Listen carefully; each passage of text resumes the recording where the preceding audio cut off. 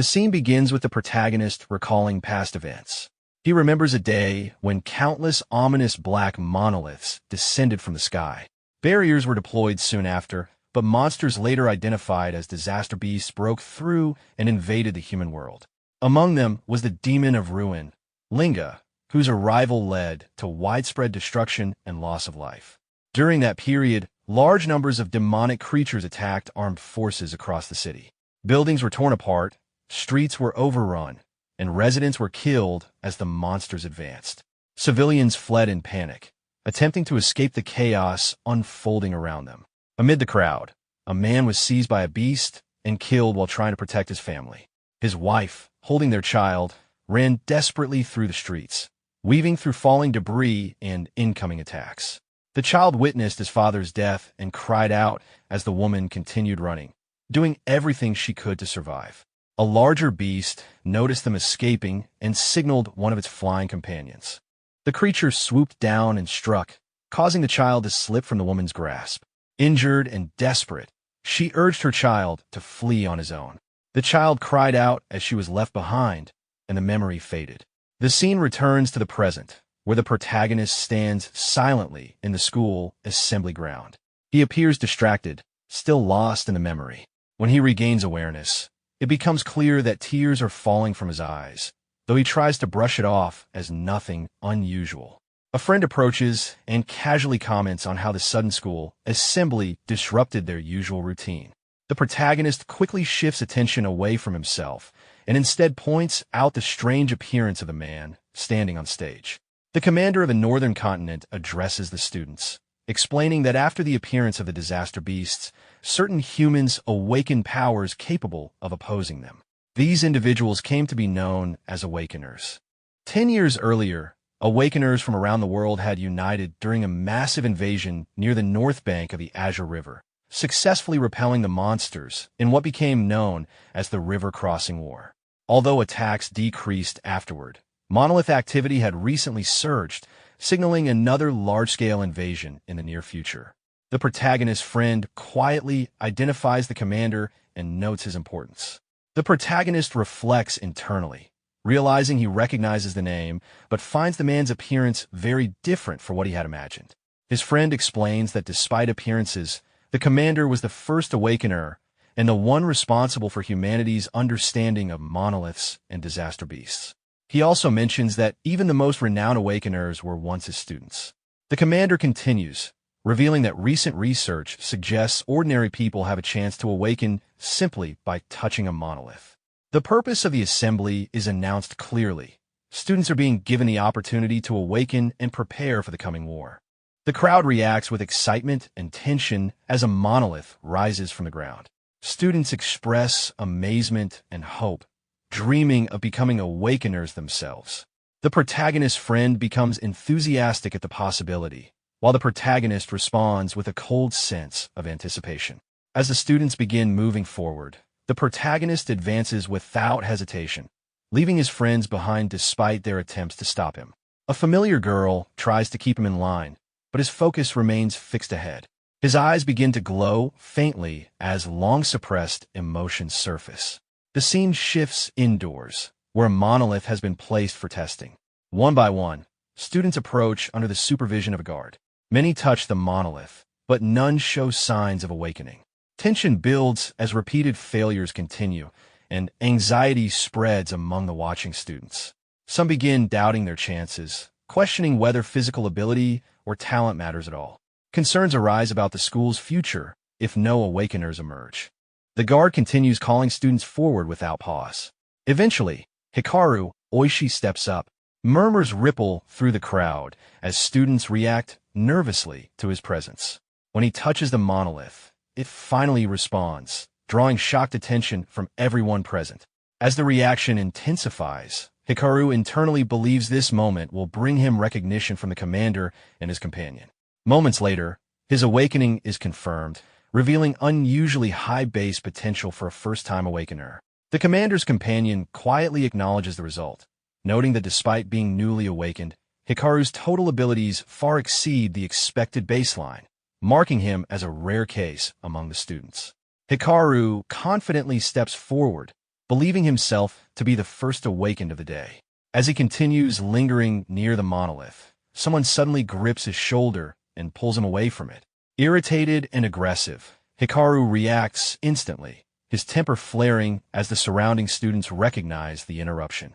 The crowd quickly realizes that Itsuki has stepped out of line, and many assume the situation will end badly for him. Among the observers, the blue-haired woman senses an unusually intense, emotional pressure radiating from Itsuki. Ignoring the attention around him, Itsuki places his hand on the monolith. In that moment, his thoughts focus entirely on the disaster beasts and the hatred he has carried ever since encountering them. The commander notices that the boy's resolve feels fundamentally different from that of the others. Almost immediately, a massive blue entity manifests behind Itsuki. Energy begins pouring violently from the monolith, engulfing him completely. The surge does not stop there, expanding outward and flooding the entire arena. The students are left stunned as the energy blooms like a massive flower, stretching hundreds of feet in every direction. While shock spreads through the crowd, Itsuki's friends react without hesitation, cheering and celebrating his awakening.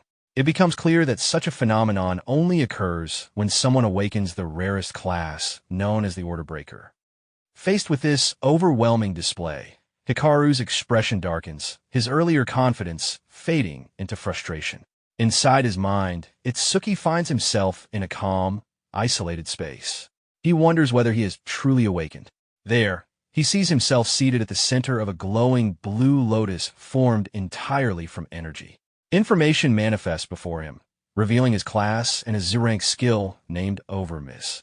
However, when he observes his attributes, every value initially registers at 0. Soon after, his gift, Nirvana, activates, causing all of his stats to surge dramatically to 800.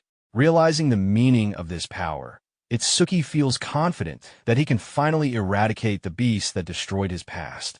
Back in the real world, the intense light forces everyone present to shield their eyes.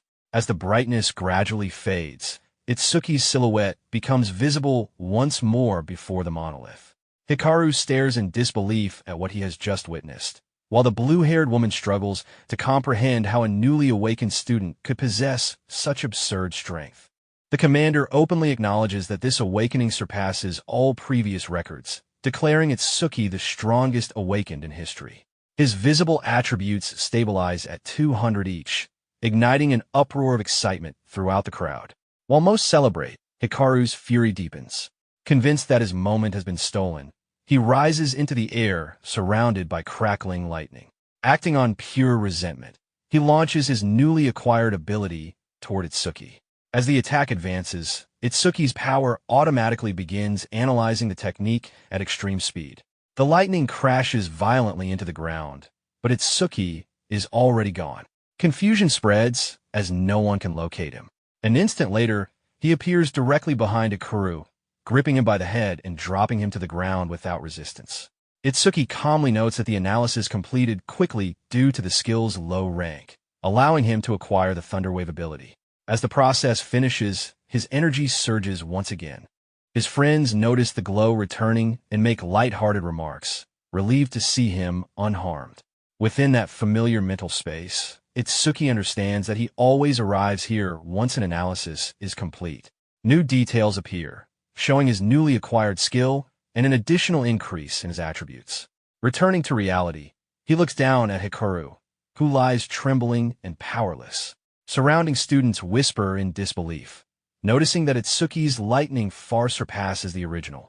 Itsuki himself is surprised when he realizes his total stats have climbed to 840. Suddenly, the sky darkens as heavy rain begins to fall. Moments later, a massive dark monolith descends rapidly toward the school. Recognizing the danger, the commander cancels the ceremony and orders an evacuation, certain that the attack is directed at him. While others retreat, Itsuki remains unmoving.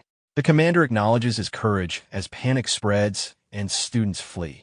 The massive pillar crashes into the arena, filling the air with dust and debris. Itsuki stands alone as warnings echo from behind, but he remains resolute, his hatred for the disaster beasts resurfacing.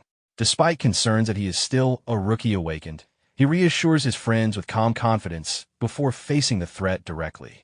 Emerging from a monolith is a skeleton soldier, the same type of creature responsible for his parents' deaths. Its stats reveal a total far below Itsuki's own. Seeing this as a test of his newly gained strength, Itsuki charges forward without hesitation. The collision sends shockwaves through the arena as his lightning-coated strike shatters the creature's chest, launching it backward and breaking it apart.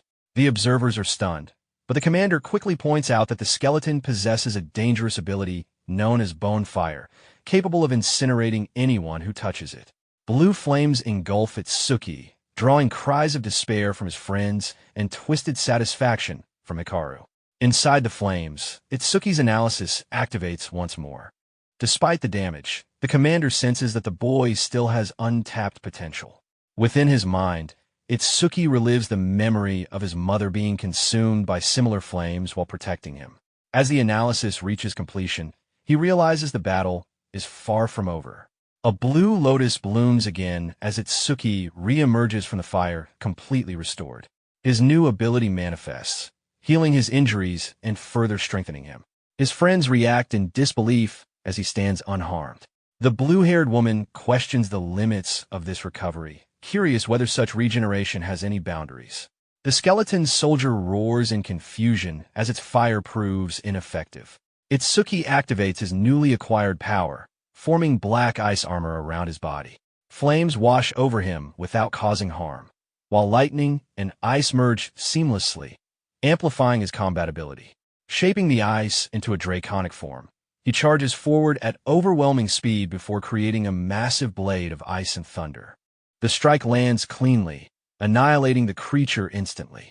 The arena falls silent as the remains scatter. Even seasoned observers struggle to believe what they have witnessed. Itsuki's armor dissolves as attention turns back to him.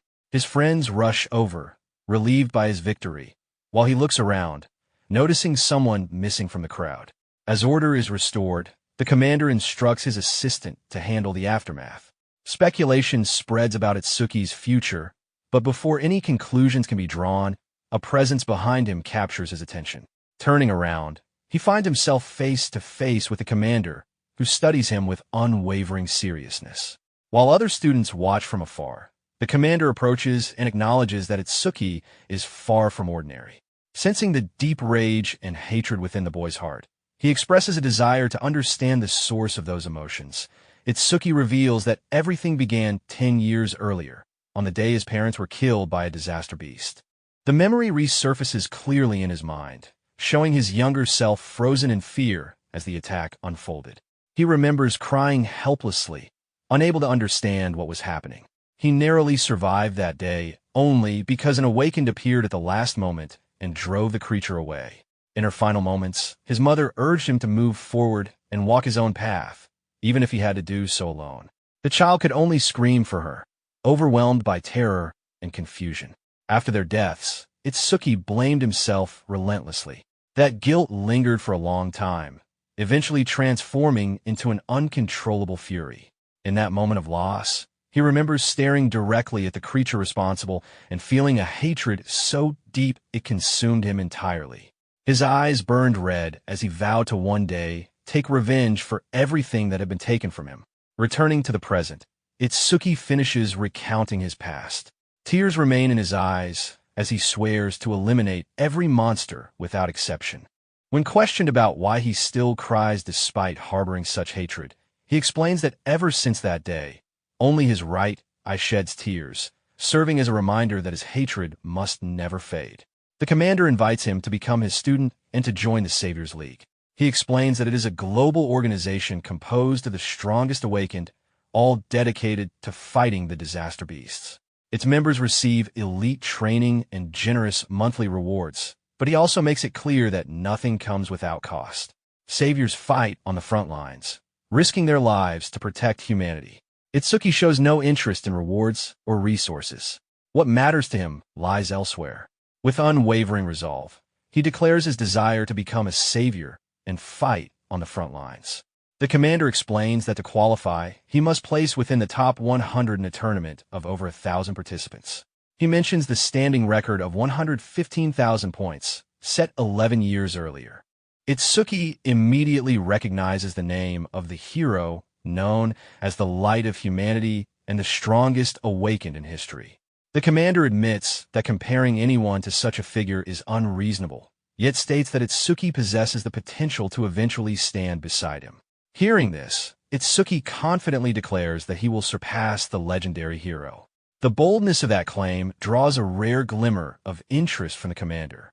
A memory surfaces of the hero reflecting on the need for a new successor to rise and carry the war forward. In the present, the commander acknowledges that the presence he had been waiting for has finally appeared. Itsuki is then taken to a new location and observes a massive structure before him. The commander explains that the stone monuments function as gateways to the world of the disaster beasts. If the monsters are slain without destroying the portals, more will continue to emerge. The facility exists to isolate these monuments and also serves as a training ground for awakened individuals. He describes it as a stage notorious for its danger and known among awakened as the Rookie Graveyard. The commander notes that even the legendary hero required over 3 minutes to clear it during his rookie days. Reminding Itsuki of his declaration to surpass that hero, he challenges him to complete the stage in under 3 minutes. If he succeeds, the commander promises to officially take him on as a student. As they enter the facility, onlookers quickly recognize the commander and begin speculating about the young man accompanying him. Itsuki notices the attention and wonders about the commander's reputation.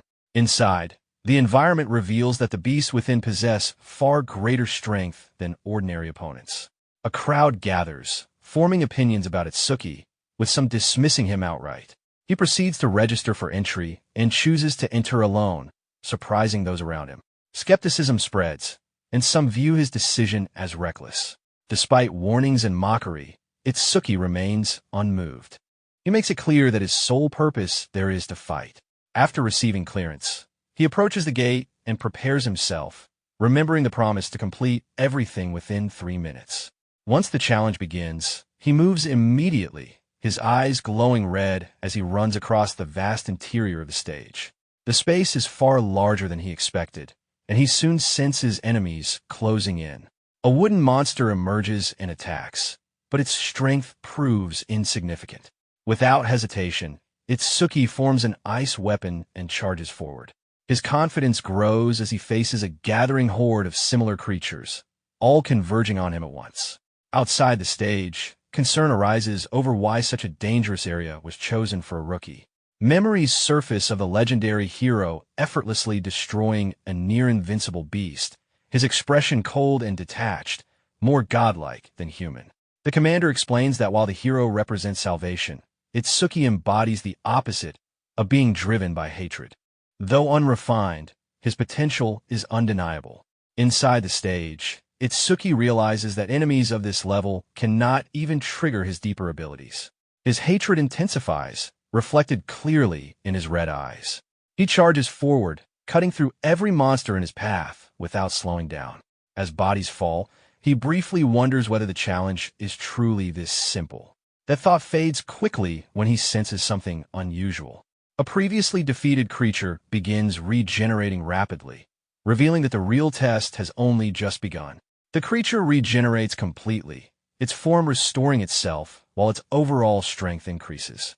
To protect himself, Itsuki activates his black ice wall and shapes the ice along his arm into a blade. Through repeated observation, he understands that ordinary damage will not stop the regeneration and that only overwhelming force can delay it. As he continues fighting, his analysis steadily progresses. He attacks without pause, striking again and again with ice blades.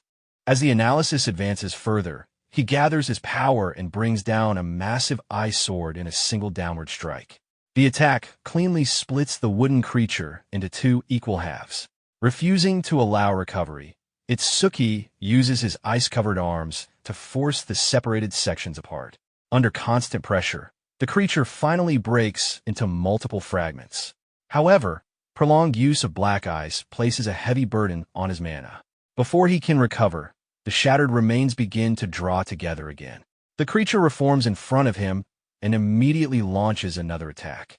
Itsuki realizes that the regeneration is tied directly to the continued analysis, which increases with each cycle of destruction and recovery. To conserve energy, he shifts to lightning-based attacks, maintaining distance while continuing to push the analysis forward. Time becomes a pressing concern as the limit approaches quickly.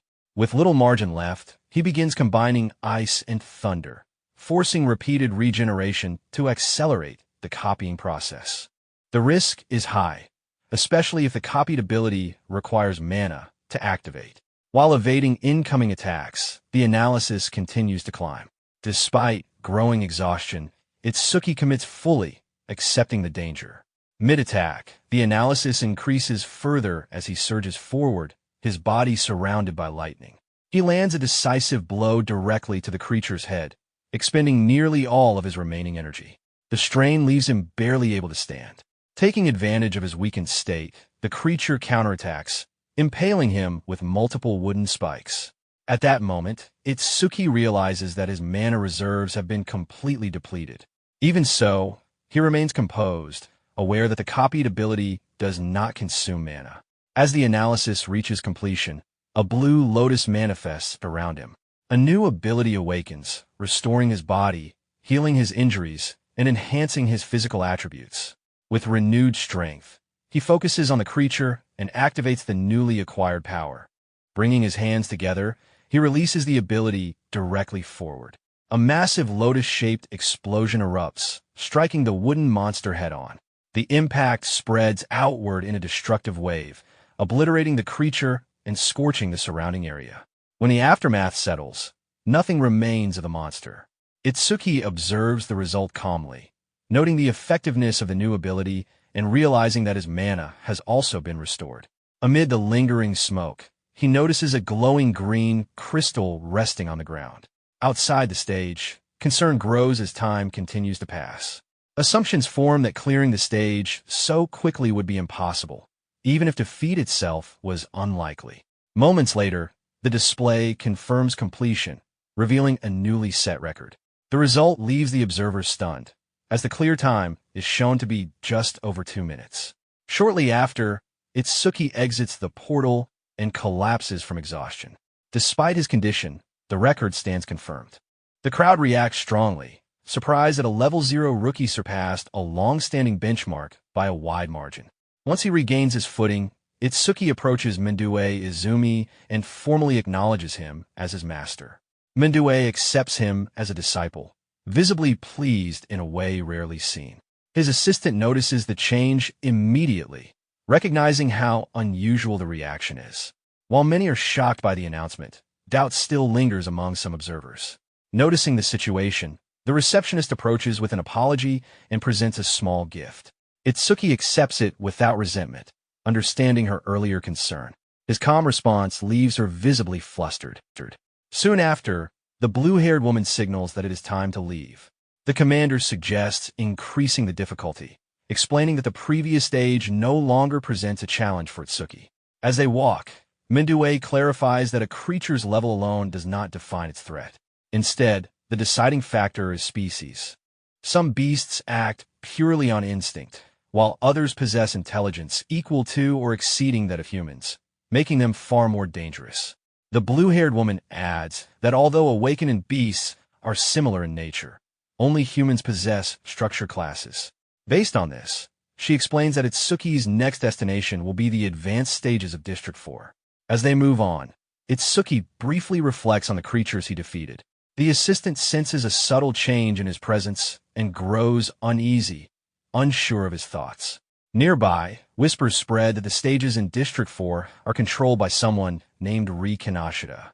The discussion quickly dies down as fear of repercussions sets in. Elsewhere, Kanashida is shown asserting his authority, behaving arrogantly, and disregarding rules that apply to others. He treats the area as his own and shows no intention of yielding to anyone.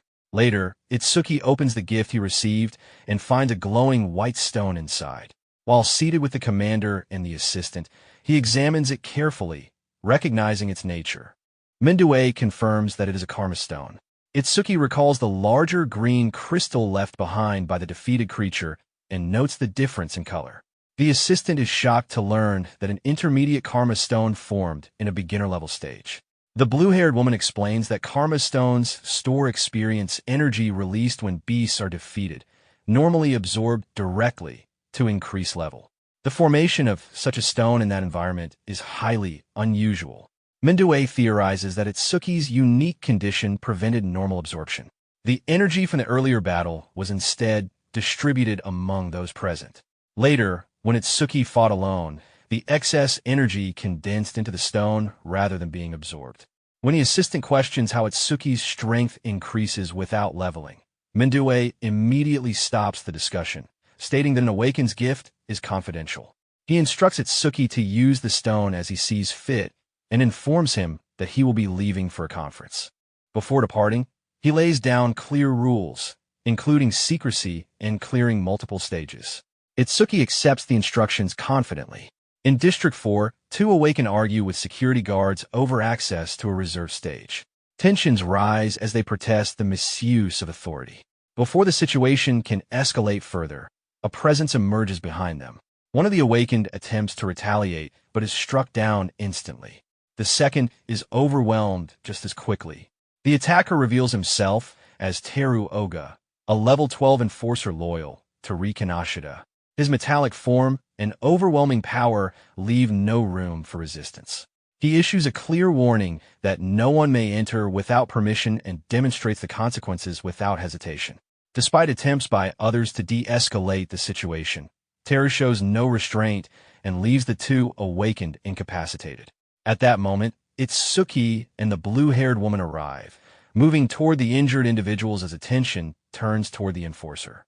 The surrounding crowd quickly reacts to Itsuki's appearance, noting that he is only level 0 and assuming his decision to intervene will end badly. Some also recognize the woman beside him as someone familiar. Teru Oga blocks the path forward, making it clear that entry without permission will not be allowed. Itsuki understands that defeating him is the only way forward. The blue-haired woman considers contacting the administrator, but Itsuki stops her, recalling his master's words about standing firm for what he believes in. He asks the assistant to look after the injured awakened while he handles the situation himself.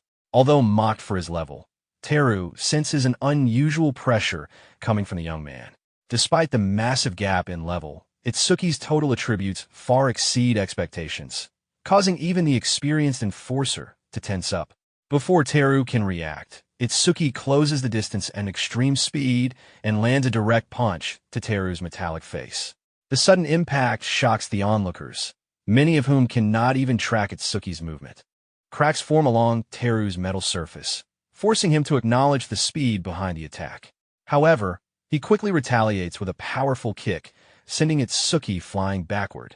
Realizing brute force alone will not be enough, Itsuki activates Thunder Wave to enhance his agility and combat efficiency. The enemy's metallization ability begins to be analyzed, progressing steadily as the fight continues. Itsuki understands that striking exposed, non-metallized areas will be the key to victory. Planting his feet firmly, he commits fully. Teru prepares to counter, confident in his superiority, but Itsuki increases his speed further and attacks before full metallization can occur. A relentless barrage follows, and the analysis accelerates rapidly as each hit lands in succession.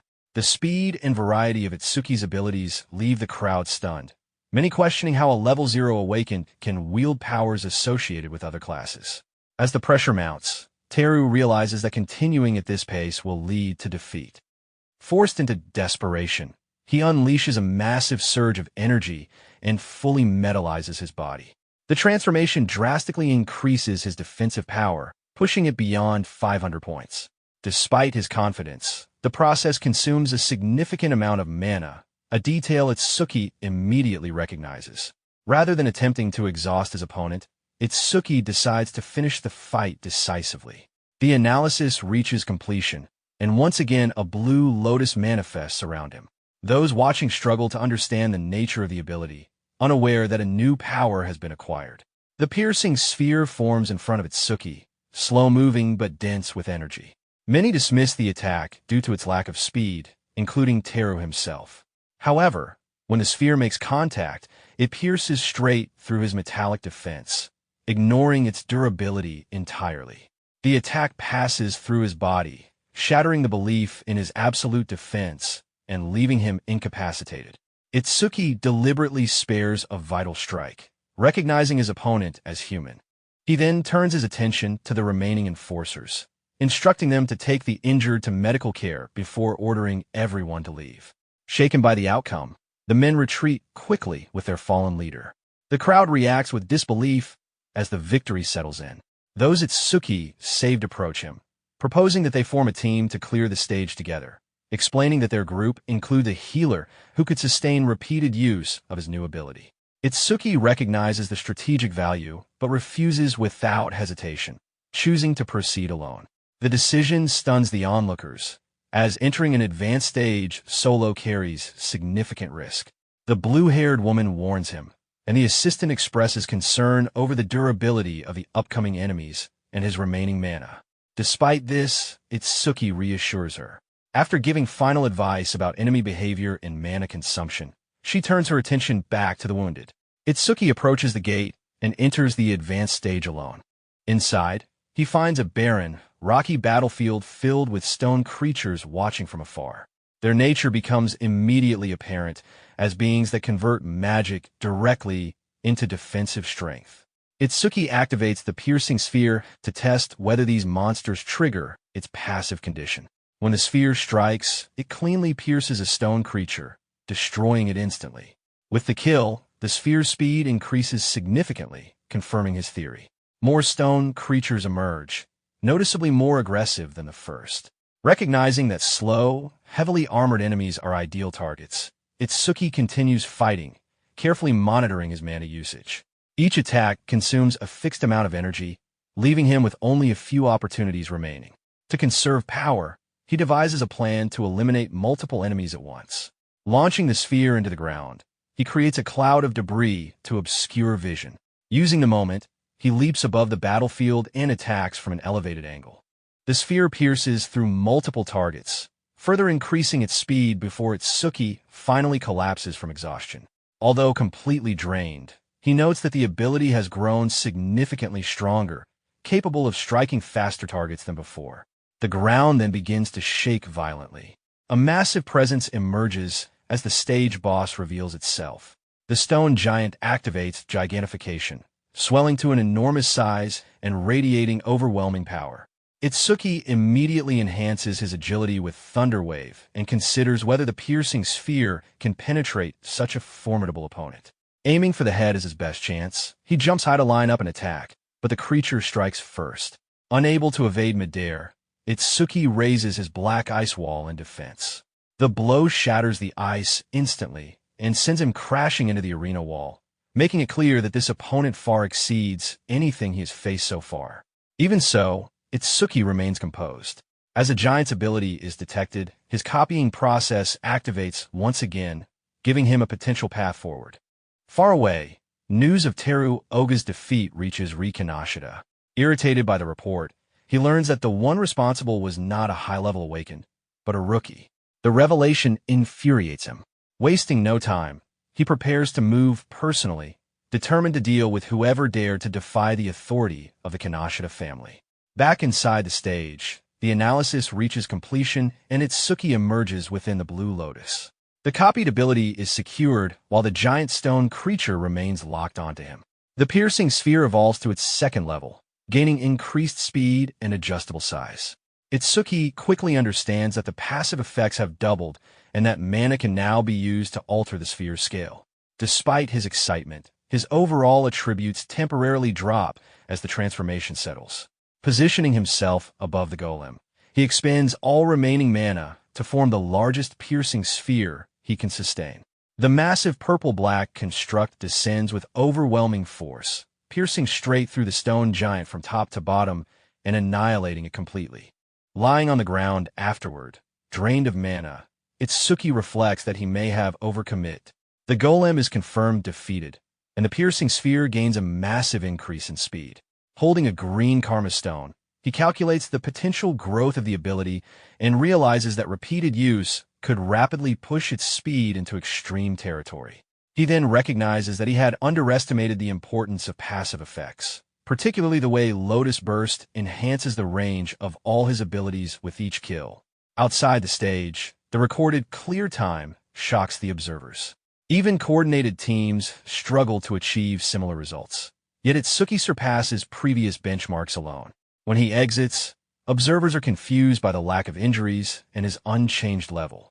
The blue-haired assistant notes his condition with visible disbelief, acknowledging that he cleared the challenge effortlessly. As attention shifts to her Jade Butterfly familiar, she introduces herself as a Shikigami user and explains the nature of her class.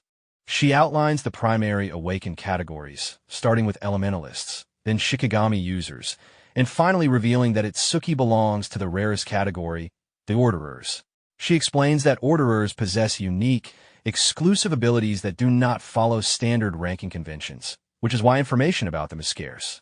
Itsuki notes that her familiar surpasses her in strength, prompting her to explain that Shikigami absorb experience independently.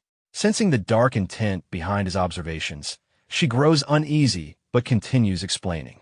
She describes the final class as too sensitive to discuss further and shifts the topic, informing him that the awakened he saved has recovered.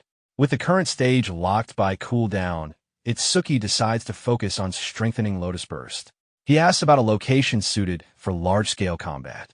The assistant identifies the Locust Desert, a hazardous area filled with countless low-level monsters. Despite her warnings, Itsuki remains confident and proceeds. Elsewhere, Rikinashita arrives too late, learning that his target has already moved on. Furious at being outpaced, he orders his men to deploy a tracker to follow residual mana traces, determined to capture the culprit alive. In a separate location, an assassin attempts to hide, believing himself safe, only to be ambushed by a massive red-eyed wolf. From above, the tracker Charles observes calmly as his familiar, Mort, executes the kill. Afterward, Charles receives word of Teru Oga's defeat and recognizes that a new target has emerged. Meanwhile, Itsuki and the assistant arrive at the Locust Desert. The environment is barren and unsettling, with no staff present due to the extreme danger. Skeletal remains confirm the threat posed by the endless swarms. Unfazed, Itsuki enters the stage alone. Inside, the desolate field is overrun by low-level locusts. Despite their weak individual strength, their numbers are overwhelming. Activating Lotus Burst, Itsuki allows the swarm to converge before unleashing wide-area explosions that annihilate them in waves. With each use, the skill's range expands rapidly. However, the absence of a completion signal alerts him that something is wrong. New swarms continue emerging endlessly. Realizing the presence of a hidden boss with a reproduction ability, Itsuki continues fighting to force further analysis. Explosion after explosion wipes out thousands, yet the numbers never diminish. Eventually, the source reveals itself as a locust queen, concealed underground and commanding infinite reproduction. With mana nearly depleted and the analysis close to completion, Itsuki presses on until a new ability is finally acquired. The newly gained mana sense restores energy based on detected enemies and grants an enormous detection range. Fully restored, Itsuki locates the queen instantly.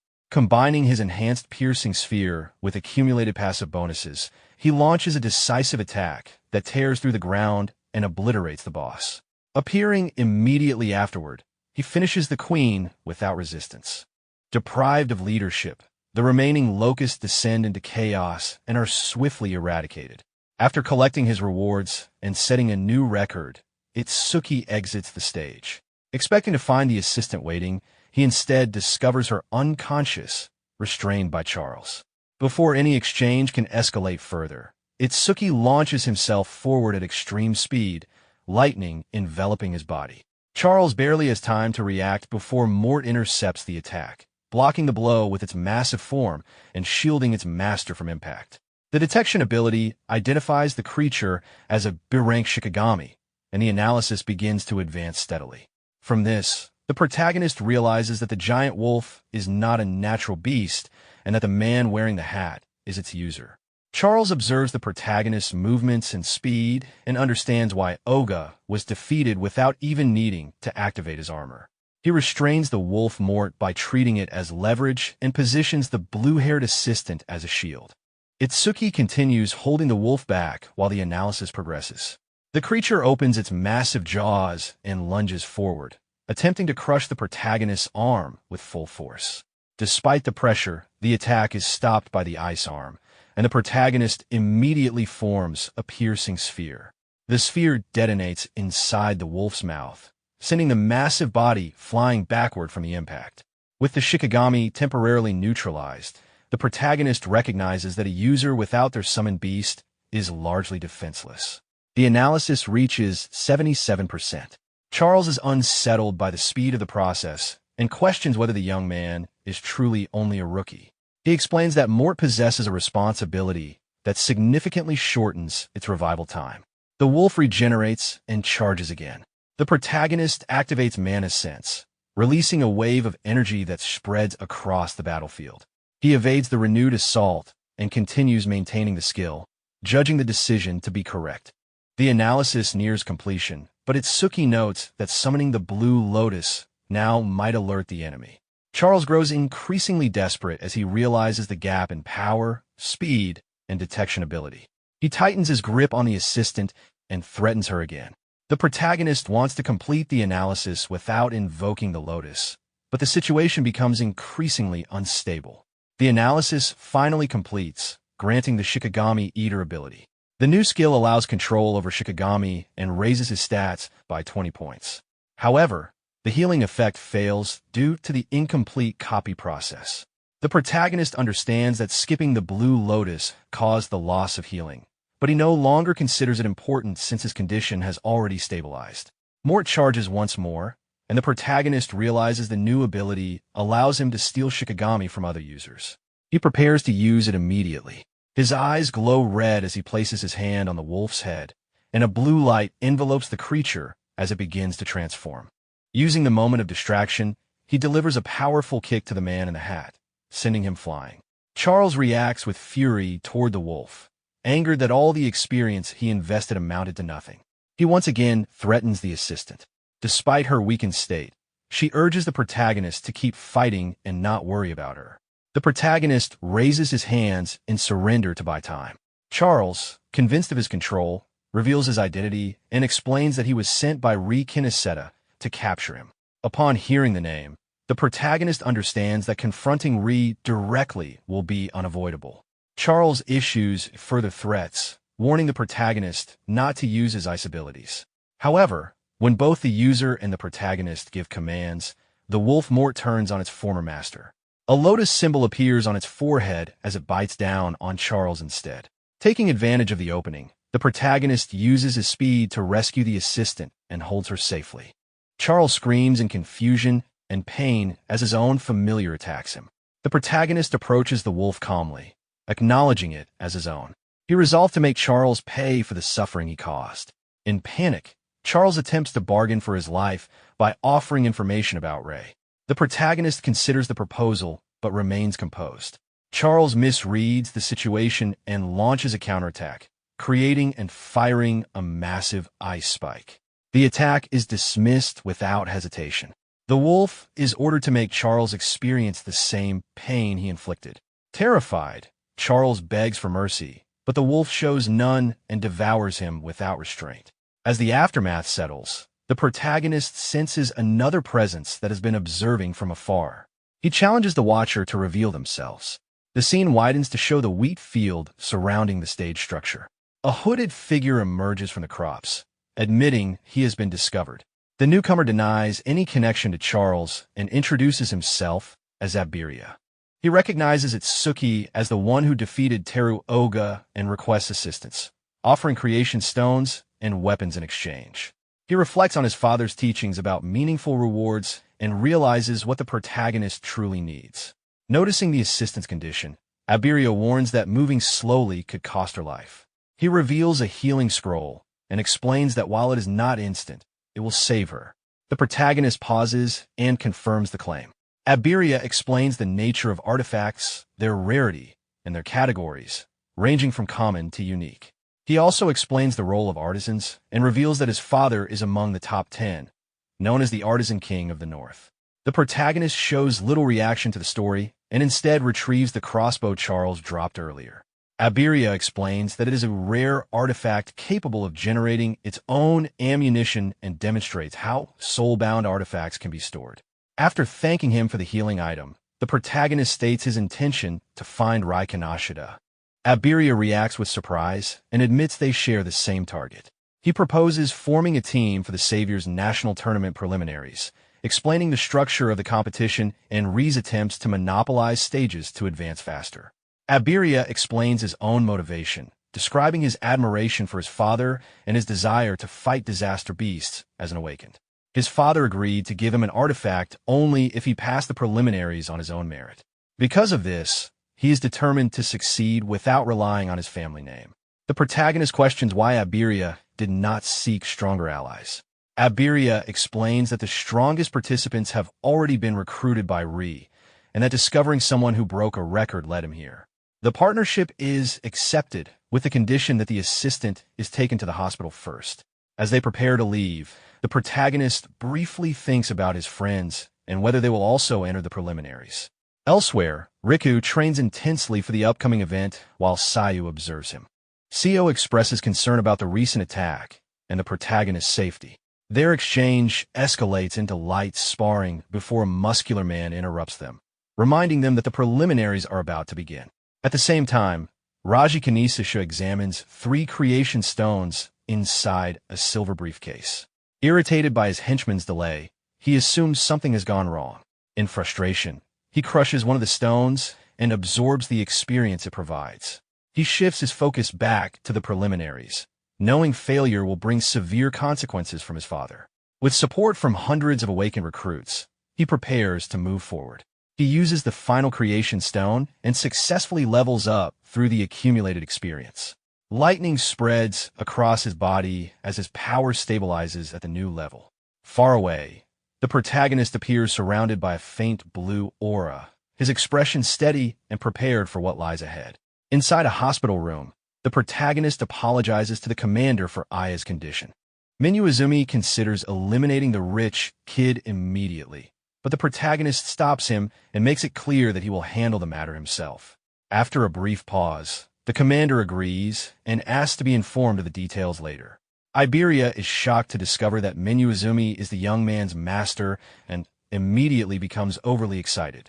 The protagonist states that he will be entering the preliminaries with Iberia and asks about Aya's condition.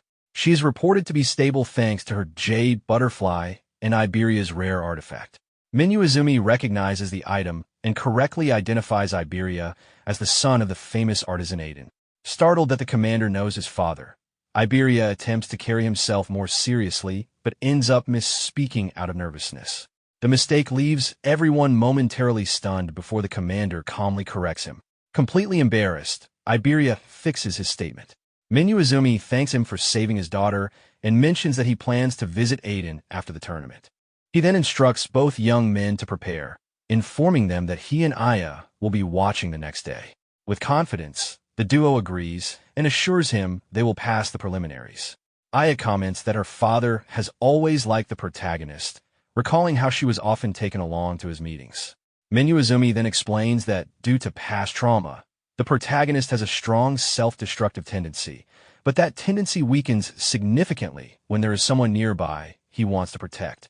Because of this, he deliberately placed his daughter by the young man's side, assigning her the role of becoming his closest friend and the person he would most want to protect. He then reveals that the attack on the school was not accidental, but a deliberate act.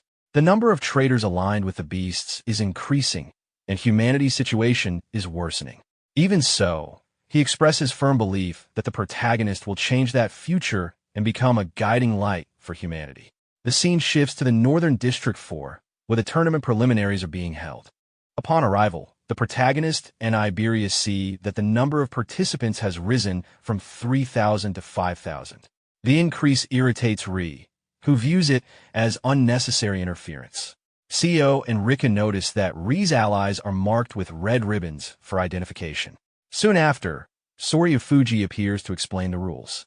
The arena is divided into 2 zones, with participants starting from different locations. The first phase is a race toward the inner area, where a rival order determines ranking. Only the top 500 will advance. Participants are limited to carrying 2 tools. Iberia draws the protagonist's attention to this restriction as Riku observes the function of the bracelets.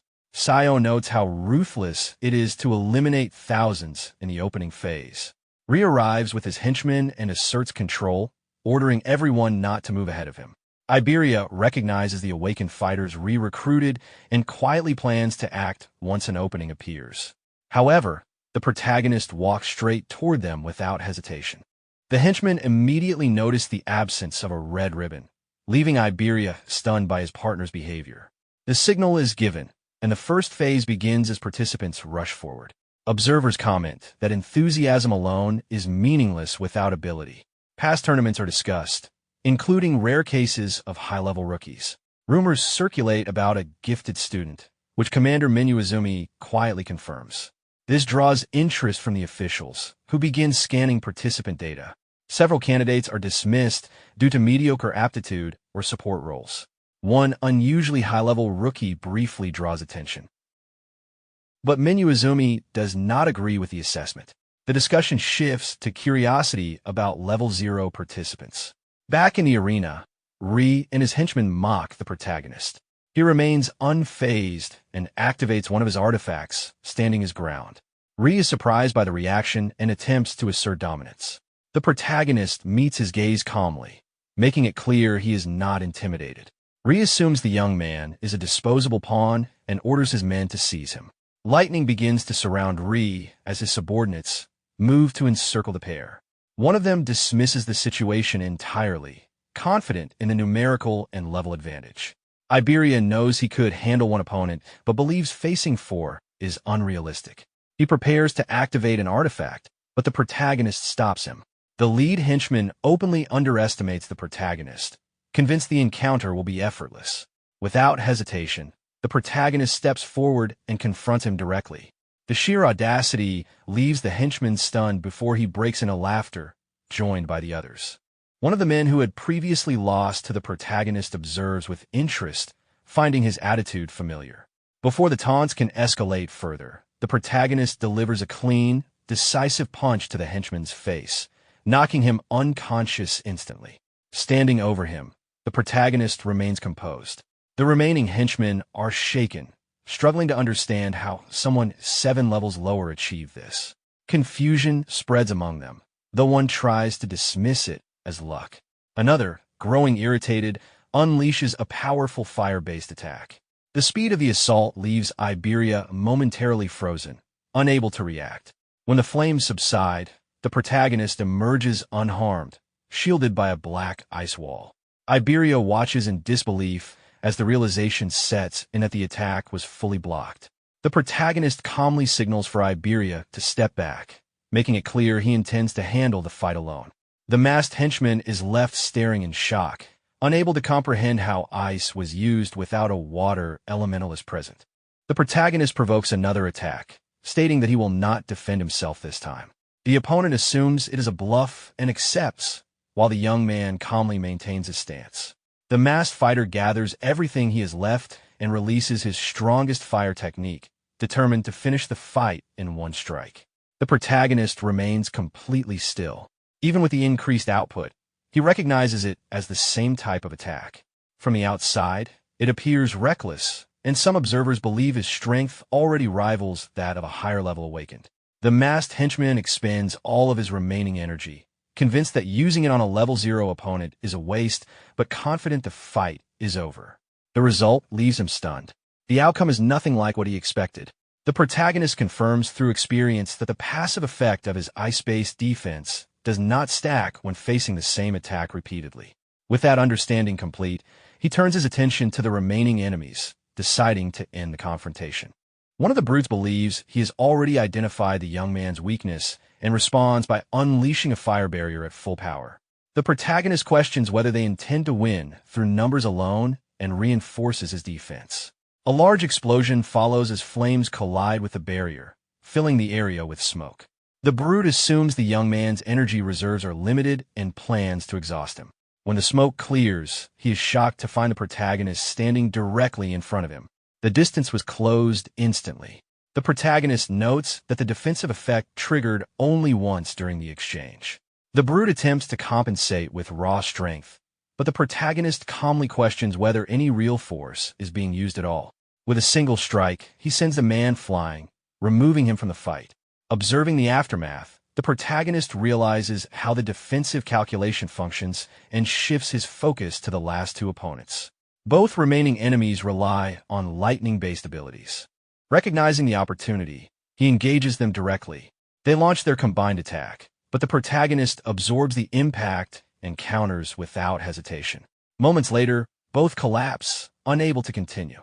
With the skirmish over, the protagonist briefly reflects on how easily the encounter concluded. He understands that the lightning-based passive functions the same way as his ice defense, activating only once per target. Iberia looks over the fallen opponents in disbelief, openly impressed by the outcome. He admits he expected a difficult battle and never imagined the fight would end so decisively. One of the defeated men, still conscious, struggles to understand how someone labeled as level 0 could overpower them so thoroughly. Iberia approaches with visible excitement, making a bold declaration about their partnership. The protagonist ignores the theatrics entirely and moves forward, pulling Iberia along and reminding him of their actual objective. The injured henchman remains confused by the nickname Iberia chose and dismisses it as unimpressive. Elsewhere, a bespectacled observer notices the disturbance and assumes the level 0 participant should have been eliminated by now.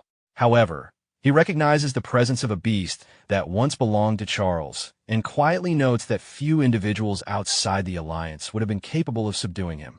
Another participant boasts about his speed while overtaking others, only to be struck suddenly by a bolt of purple lightning. He collapses in pain, unable to understand how he was attacked mid-sprint. The bespectacled man steps on him without hesitation, his body crackling with energy, making it clear that running ahead was a mistake. He orders his group to conserve their strength and ignore anyone unworthy of their attention. From a distance, a woman remarks on the arrogance of the administrator's son from District 4. Despite her disapproval, she acknowledges that his behavior does not violate any rules. Confident in his position, the rich kid advances, certain he will easily clear the next phase. The scene shifts to the inner area, where early arrivals gather and wait. The rich kid arrives first and displays open satisfaction with his performance. Suddenly, a bolt of blue lightning cuts through the sky, forcing him to turn around in shock. In the rain, the protagonist and Iberia emerge together. The henchmen are stunned, unable to believe the pair survived. The rich kid assumes his subordinates must have been bribed, unwilling to accept the truth. Iberia recognizes that reaching this point was only possible because the protagonist eliminated every obstacle along the way. Uninterested in lingering, the rich kid prepares to move on and orders his remaining forces to deal with the two intruders. Iberia freezes when he realizes how many enemies remain, but the protagonist calms him and signals for him to shield his ears. A powerful lightning shockwave erupts, sweeping through the area and throwing the surrounding henchmen aside. The rich kid watches without concern, unconcerned with their fate. The path is cleared instantly, leaving Iberia stunned by the sheer scale of the display. The protagonist turns his focus fully to the rich kid, making it clear the confrontation is not over. In the distance, other participants arrive and comment on the unusual resistance they encountered. Rankings begin to form, and several notable competitors draw attention. Iberia collapses after reaching the inner area, calling out urgently. Others recognize the protagonist surrounded by blue lightning, confirming his identity beyond doubt. Observers begin to question why he is so fixated on the rich kid. Concerned by the escalation, Minuizumi quietly instructs a senior awakened to intervene if the situation spirals out of control. The senior watches with interest, impressed by the young man's speed and wondering how it compares to his own past. Irritated, the rich kid prepares to escalate the situation further, framing it not as a battle, but a one-sided elimination. His forces regroup and charge all at once toward the lone figure standing in their path. One attacker launches a full-powered strike, only for the protagonist to stop it with a single hand. The counterattack follows immediately, sending the attacker flying with overwhelming force. The remaining henchmen hesitate, but attempt to reassure themselves through numbers alone. The protagonist advances without hesitation. With decisive intent, he releases a massive burst of power that engulfs the area, knocking every remaining enemy to the ground. Observers across the arena react in disbelief at the scale of destruction. As the dust settles, the protagonist stands alone at the center, having restrained himself intentionally. All opposition lies defeated. He faces the rich kid directly, leaving no room for escape. Terrified, the rich kid struggles to comprehend how one person could overwhelm so many. He lashes out with a powerful lightning-based attack, but the protagonist avoids it effortlessly, reinforcing the difference between them. Realizing defeat is inevitable, the rich kid panics and calls for outside intervention. A red-eyed man appears, unconcerned with protocol. The rich kid openly relies on him, confident in the difference in power. From above, a senior observer signals approval for the intervention. At the same time, the protagonist senses a powerful presence approaching at extreme speed, recognizing that the situation has escalated beyond the preliminary stage. As the analysis continues, the protagonist realizes that the threat is not limited to a single opponent. A massive brute suddenly comes flying toward him, crashing into the ground with a heavy impact that sends dust rising into the air. Despite the force of the arrival, the young man remains completely unfazed. He calmly observes the situation, showing neither tension nor fear. Before the brute can act, Shu Heighten appears and subdues the attacker with a single decisive strike, purple lightning surrounding him as he intervenes. With the obstacle removed, the protagonist turns his attention back to the rich kid, fully aware that the situation has reached its conclusion. Desperation drives the rich kid to invoke his family's influence in an attempt to save himself, but the attempt fails completely. The protagonist advances without hesitation, striking him down and leaving him writhing on the ground. Looking at the fallen body, he makes it clear through his actions that this outcome is the result of everything the man did to IA. From a distance, the blue-haired woman witnesses the scene and becomes visibly flustered by what she sees.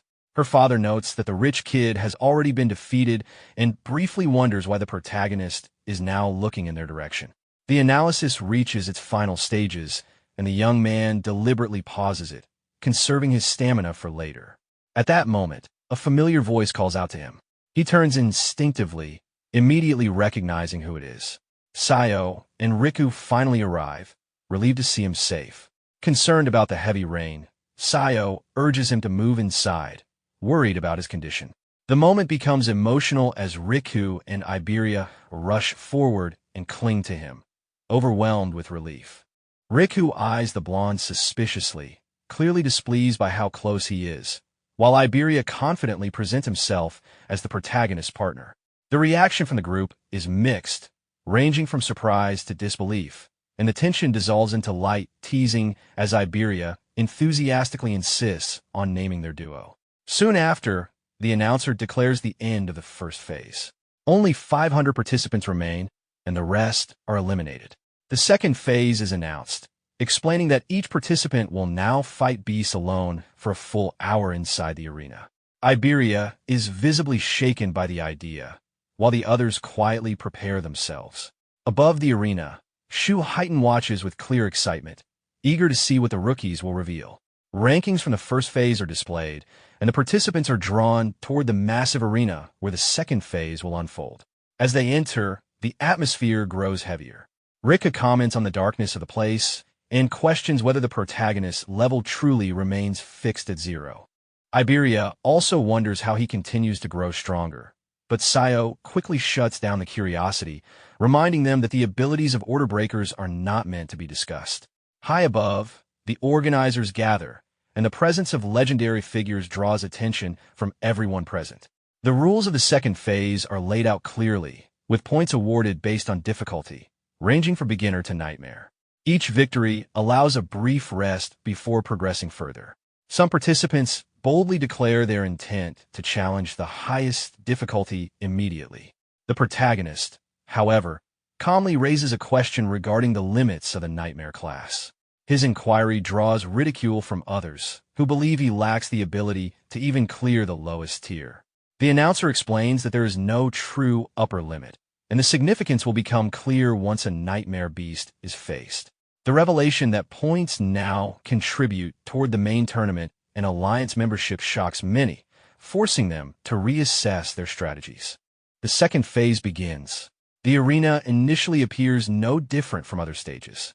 A group of low-level Calamity Hounds emerges, and the protagonist swiftly engages them, eliminating the entire group in a single instant. Observers are stunned by the speed of the clear, as such fights usually take minutes. The next opponent, a much stronger salamander, appears. Flames engulf the area as it attacks, completely surrounding the protagonist.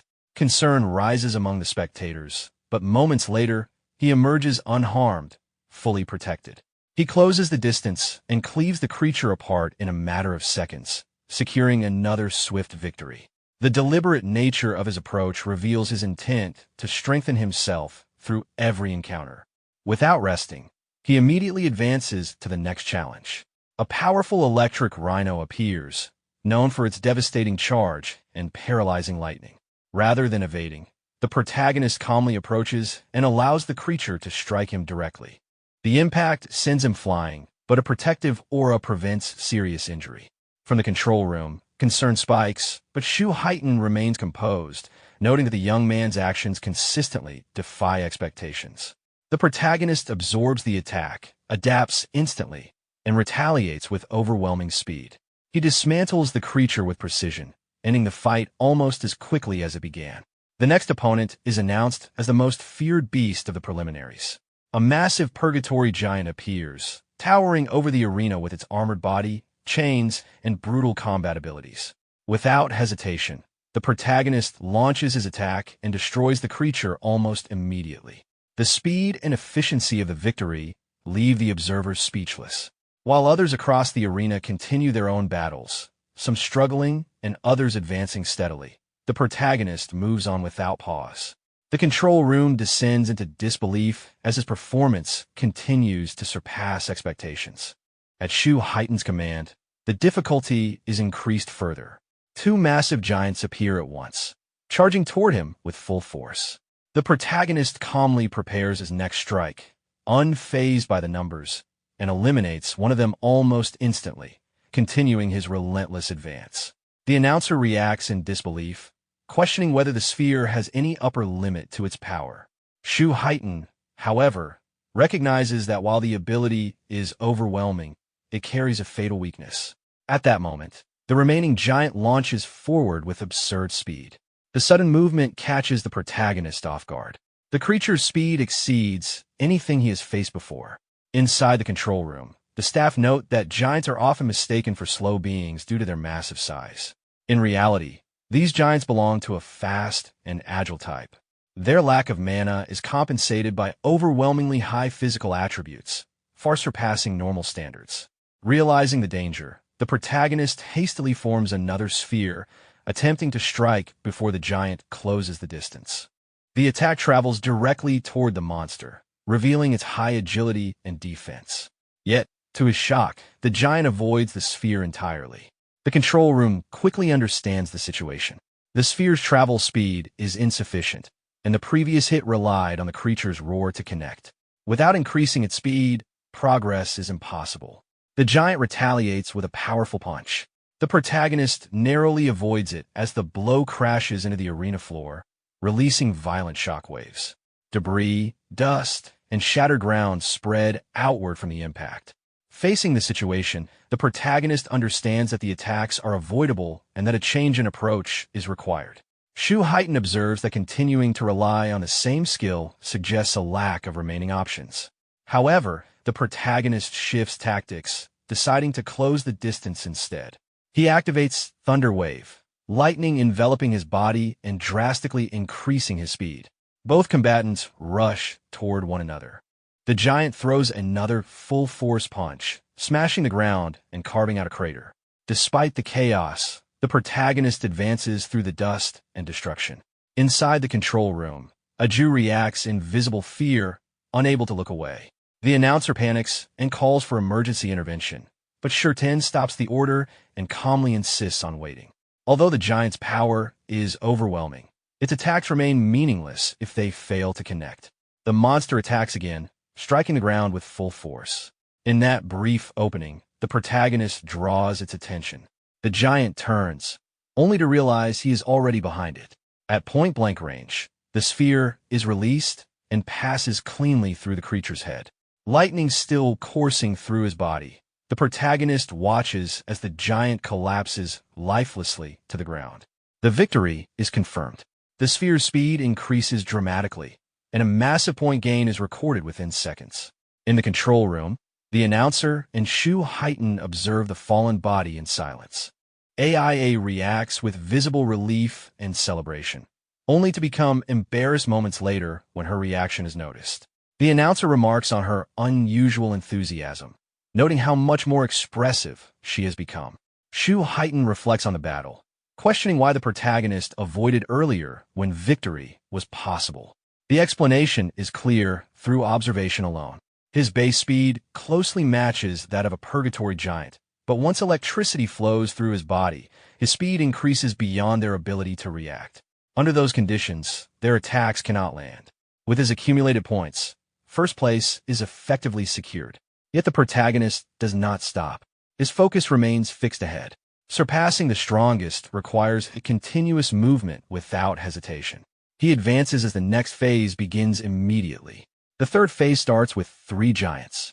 The protagonist prepares himself and immediately attacks, focusing all his power on one target. Shu Heighten observes that the decision to continue is exactly what he expected. He recalls reaching phase 4 himself once, while the announcer wonders how far the protagonist can go, noting that even with exceptional physical ability, phase 3 is usually the limit. One of the remaining giants charges forward.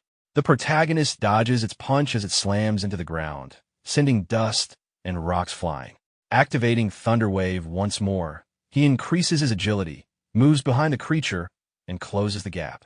Moments later, the second giant falls, and the sphere's speed rises even further. Calmly turning, the protagonist faces the final giant of the phase. This one behaves differently. It opens its massive mouth, chains erupting outward as it attempts to devour him. Its glowing red eyes lock onto the protagonist, its enormous body and heavy armor marking it as a far greater threat. Without hesitation, the protagonist activates Lotus Burst at maximum output. A fire-based attack is launched directly into the creature's face. The explosion is decisive, and the level 15 monster is eliminated almost instantly. Within seconds, another massive point total is added, setting a new record. The control room is left stunned. The announcer recognizes the fire skill as the same one responsible for the devastation in the first phase. The attack drains the protagonist's mana completely, leaving nothing remaining. However, as monsters continue to appear, his passive ability immediately begins restoring it. The fourth phase begins with 4 giants, and his mana rapidly recovers. Shurten notes that surpassing this stage would place the boy beyond all except Jin Taiwa. With visible anticipation, he watches the protagonist move forward without hesitation. The protagonist considers the growing speed of his sphere, realizing that higher velocity increases accuracy at range. With a few more increases, long-distance strikes may become viable. However, his mana remains limited, and every shot must count. Suddenly, one of the giants roars, firing chains from its mouth toward him. The protagonist prepares his sphere, but the creature acts faster than expected. The chains bind him tightly, and the giant slams him into the arena floor with overwhelming force. The impact leaves a deep crater. Completely restrained, the protagonist is unable to move. The situation becomes critical as the giant raises its massive hand and brings it down to crush him. The pressure is immense, and his body is pushed to its limit. The monster steps back, observing the destruction it has caused. Lying motionless within the crater, the protagonist is badly injured. The scene gives the impression that the battle has finally ended. Inside the control room, panic spreads. The announcer urgently calls for intervention. Cheyenne hesitates, recalling his own past and recognizing the similarity to his previous defeat. Shuen prepares to move, but the commander stops him. Izumi remains calm. He observes quietly, confident that the protagonist has not yet truly given up. Panic spreads through the control room as the announcer becomes convinced that without immediate intervention, the young man will perish. The commander, however, remains composed. He is certain that the situation has not yet reached its conclusion. When questioned, his certainty comes from the young man's eyes. Even crushed beneath overwhelming force, those eyes still burn with resolve, surrounded by a faint blue aura. There is no sign of surrender. Within the crater, the protagonist activates over mimes and resumes the analysis he had deliberately paused earlier. His thoughts return to the battle against Ri and the moment he initiated analysis on his Violet Thunder Cannon. That analysis had been halted at 99%, preserved for a moment exactly like this. Now, as the final percentage completes, a blue aura fully envelopes his body. The newly completed Thunder Wave manifests, and a blue lotus forms within the control room itself, drawing immediate attention. The woman with glasses reacts with disbelief, while Shu Haitan is visibly taken aback by the sight.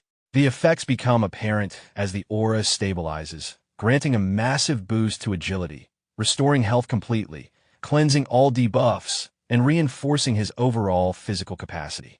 The blue lotus detonates into light, and the young man rises. His movements are steady, his presence transformed. The announcer is left stunned by the sheer scale of recovery and growth, far exceeding what even specialized healers can achieve. Without hesitation, the protagonist resumes combat. Two giants fall almost instantly to his sphere, its speed increasing further with each strike. The fourth phase concludes rapidly, followed by the fifth, then the sixth. Each phase ends faster than the last, each granting escalating rewards. Within minutes, the arena becomes a graveyard of colossal bodies. In the control room, silence replaces disbelief. No one speaks as the outcome unfolds before them. Amid the fallen giants, the protagonist sits among the remains and reflects briefly on the scene, questioning whether this place resembles hell more than a trial. Moments later, he notices that no further enemies appear. Confusion sets in as the absence of the next phase becomes undeniable. The announcer finally understands. The truth is revealed without embellishment. The young man has eliminated every purgatory giant prepared for the event. Standing atop the bodies, the protagonist processes the result, realizing that the gap between himself and Jin Taiwa has narrowed considerably. His objective of accelerating the sphere has been fully achieved. As his experience fails to convert into a level increase, it instead condenses into a blue karma stone. The value of the item shocks Shu Haitan, while the commander calmly explains the reason. With a fixed level and unrestricted growth, the implications are unsettling. The protagonist retrieves the stone, satisfied with the outcome, and turns toward the exit. The massive metal doors of the arena slowly open. Confirmation of victory spreads through the control room as the final results are recorded. Attention turns to the young man's future, offers of guidance and instruction briefly considered, only to be dismissed when it becomes clear that he already walks under capable mentorship. Izumi watches from a distance as the pieces fall into place. When the protagonist acknowledges him as his teacher, the realization sends another ripple of shock through the room. Congratulations follow, along with concern for his condition, but aside from exhaustion, he shows no signs of injury. As events elsewhere continue, comparisons are made. Other participants reach their limits far earlier, unable to push beyond the hard class.